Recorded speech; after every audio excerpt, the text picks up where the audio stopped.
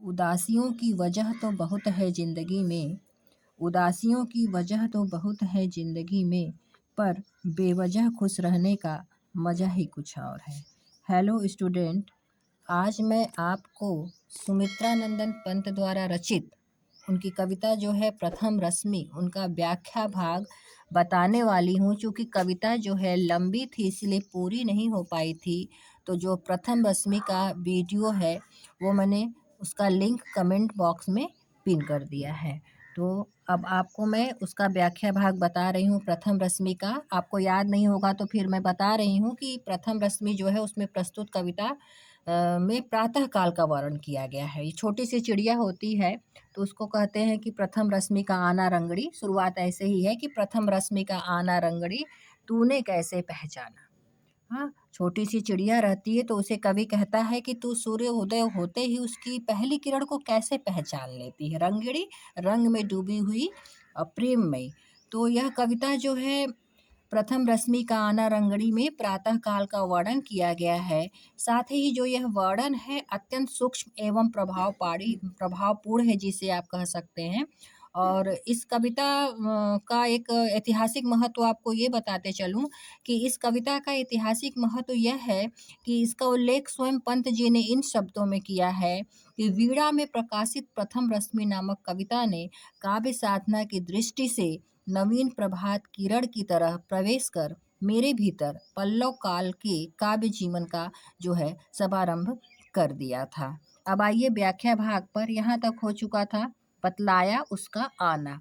अब यहाँ से आपको बताना है, निकल सृष्टि के अंध गर्भ से छाया तन बहु छायाहीन, चक्र रच रहे थे खल निश्चर, चला कुहुक टोना माना। यहाँ पर निकल सृष्टि के, कवि क्या कहते हैं, सृष्टि यानी संसार के गहरे अंधकार से, निकल सृष्टि के अंध गर्भ से, संसार के गहरे अंधकार से निकल कर छाया तन, छाया के समान शरीर वाले यानी छायाहीन, बहुत जो एक तो कह रहे हैं कि छाया के समान छायातन, छाया के समान शरीर वाले, एक बहु छायाहीन, छायाहीन यानी दुष्ट राक्षस, चक्र रच रहे थे खल निशिचर, चला कुहुक टोना माना। वो क्या कर रहे थे, वो टोना माना, टोना कर रहे थे। कुहुक जादू, कुहुक मतलब जादू, टोना माना जो है वो निशिचर राक्षस जो है वो चला रहे थे। कहना क्या चाहते हैं, फिर से एक बार देखिए कि संसार के, निकल सृष्टि के, संसार के गहरे अंधकार से निकलकर बहु छाया वाले और बेहोश छाया विहीन जो दुष्ट है, राक्षस है, वो अपना खल निशिचर दुष्ट और जो राक्षस है वो अपना जादू टोना चला रहे थे। कहना ये चाहते हैं कि रात के समय जो राक्षस पृथ्वी पर भ्रमण कर रहे थे वो दिन में तो अंधकारों में छुपे रहते थे, लेकिन रात में बाहर निकलकर संसार के प्राणियों पर जो है टोना कर रहे थे, अर्थात उन्हें अपने वश में कर रहे थे। छिपा रही थी मुख शशिबाला, निशि के श्रम से हो श्रीहीन, कमल क्रोड़ में बंदी था अली, कोक शोक से दीवाना। छिपा रही थी मुख शशिबाला। अब यहाँ पर रात में चलते रहने के कारण, क्योंकि प्रातः काल का वर्ण है तो रात में चलते रहने के कारण शशि बाला जो चंद्रमा रूपी बालिका थी, निशि के श्रम से श्रीहीन, शोभाहीन हो चुकी थी। शब्दों का अर्थ देखिए, श्रम से श्रीहीन, श्रम से जो है शोभाहीन हो गई थी, निशि के श्रम से हो श्रीहीन। यहाँ से आप लगाइएगा कि रात के जो है श्रम से, परिश्रम से थकी हुई जो शोभाहीन शशि बाला यानी चंद्रमा रूपी युवती थी, वह अपना मुख छिपा रही थी। भाव क्या था कि प्रातः काल हो रहा था तो चंद्रमा का चमकना थोड़ा सा कम दिखाई दे रहा था। कमल कोड़ में बंदी था अली, कोक शोक से दीवाना। और प्रातः काल होने के कारण जो भौरा है, कमल कोड़, कमल की पंखुड़ियों में जो है बंद हो गया था अली, भौरा बंद हो गया था, कोक शोक से दीवाना। और विरह विरह के कारण जो चकवा पक्षी होता है वो पागल बन रहा था। क्या कहना चाहते हैं कि कमल की पंखुड़ियाँ चूंकि खिली नहीं थी तो भौरा शाम को उसी में बंद हो गया था। और आगे आप आइए, मूर्छित थी इंद्रिया स्तब्ध जग जड़ चेतन सब एकाकार, शून्य विश्व के उर में केवल सांसों का आना जाना। मूर्छित थी, संसार के निवासियों की इंद्रिया, सारा संसार स्तब्ध था। स्तब्ध जग, सारा संसार जो है स्तब्ध था और सारे संसार के लोग अलसाए हुए थे, मूर्छित थे। जड़ चेतन सब, ऐसा लग रहा था कि जड़ और चेतन जो है सब एक में मिल चुके हैं, अर्थात कि चारों तरफ शांति ही शांति व्याप्त थी। शून्य विश्व के, संसार के जो है, संसार के हृदय में केवल उनके सांसों का ही आना जाना जो है सुनाई दे रहा था। ऐसे में क्या कहते हैं कवि कि तूने ही पहले बहुदर्शनी, हे बहुदर्शनी, सबसे पहले तू जागती है और जागृति का गाना गाती है। और क्या करती है? जागृति का गाना गाती है, साथ में श्री सुख सौरभ का नभचारी गुथ दिया ताना माना। कवि ये कहते हैं कि प्रातः काल का जो वर्णन होता है उसे तुम सुख और सौरभ में, सुगंध में बोर देती हो, गूथ दिया ताना बाना, जिससे जो है कि खिले हुए पुष्पों से चारों तरफ सुगंधी से महक उठता है। फिर से इसको देख लीजिए, तूने ही पहले बहुदर्शनी, हे बहुदर्शनी, सबसे पहले तू जगती है और जागृति का गाना गाती है। और इससे संसार में क्या होता है? सुख सौरभ, सुख और सुगंध का जो है ताना बाना गूथ दिया, अर्थात कि प्रातः काल का वातावरण सुखद होता है और नवीन खिले हुए पुष्पों से वह सुगंधित हो उठता है।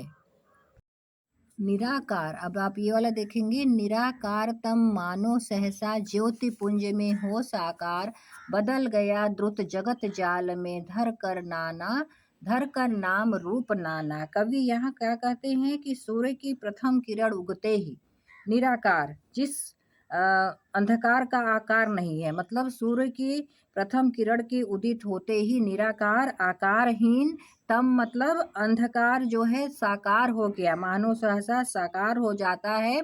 और जो साकार होकर क्या होता है?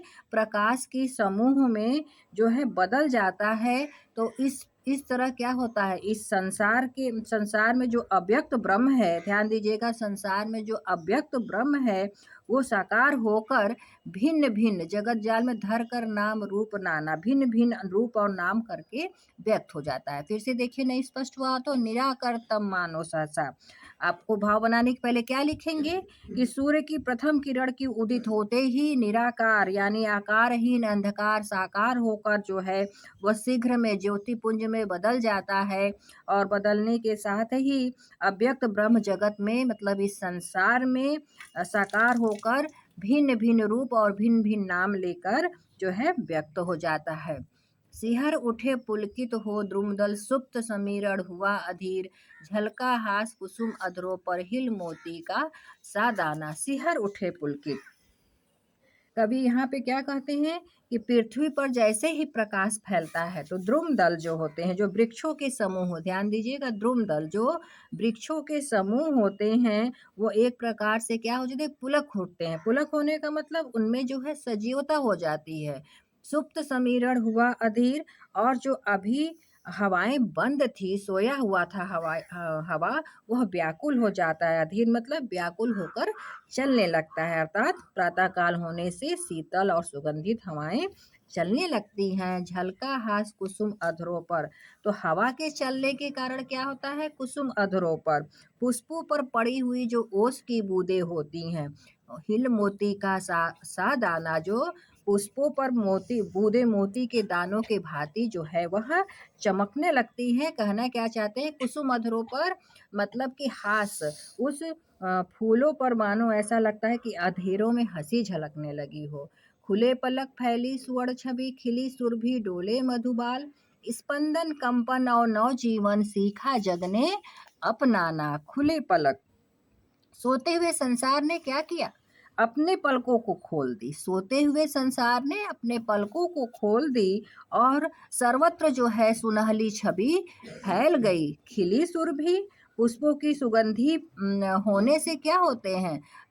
सुरभि जो है फूलों खिल जाती है और उसे मधुओं के बाल यानी जो भौरों के बच्चे हैं वो मचल उठते हैं। देखिए, मधुबाल, भौरों के बच्चे मचल उठते हैं। स्पंदन कंपन और नवजीवन, तो कहने का भाव यह है कि प्रथम किरण के आने से ही सारे सबके जीवन में जो है नई धड़कन, नई कंपन और नया जीवन आ जाता है। और इससे क्या होता है कि इस संसार ने जग ने अपनाना सीखा, इस संसार ने नवीन जीवन प्राप्त करके जीना सीख लिया हो। तो प्रथम रश्मि का आना रंगड़ी तूने कैसे पहचाना। हे छोटी सी चिड़िया रंगमयी प्रेम में डूबी हुई, तुमने कैसे सूर्य की प्रथम किरण का आना पहचान लिया। कहाँ कहाँ है बाल विहंगनी, पाया है स्वर्गिक गाना। तो हे छोटी सी चिड़िया, तुमने यह स्वर्गिक गाना कहाँ कहाँ से तुमने, ये छोटी सी चिड़िया स्वर्गिक गाना तूने कहाँ से, यह स्वर्ग जैसा अर्थात की मधुरता से भरा हुआ यह गाना तुम्हें कैसे मिल गया। कवि यही कहना चाहते हैं, अंत में ये लिखिएगा कि छोटी सी चिड़िया तुमने कैसे पहचान लिया कि सूर्य की प्रथम किरण आ गई है। आज के लिए इतना ही, धन्यवाद।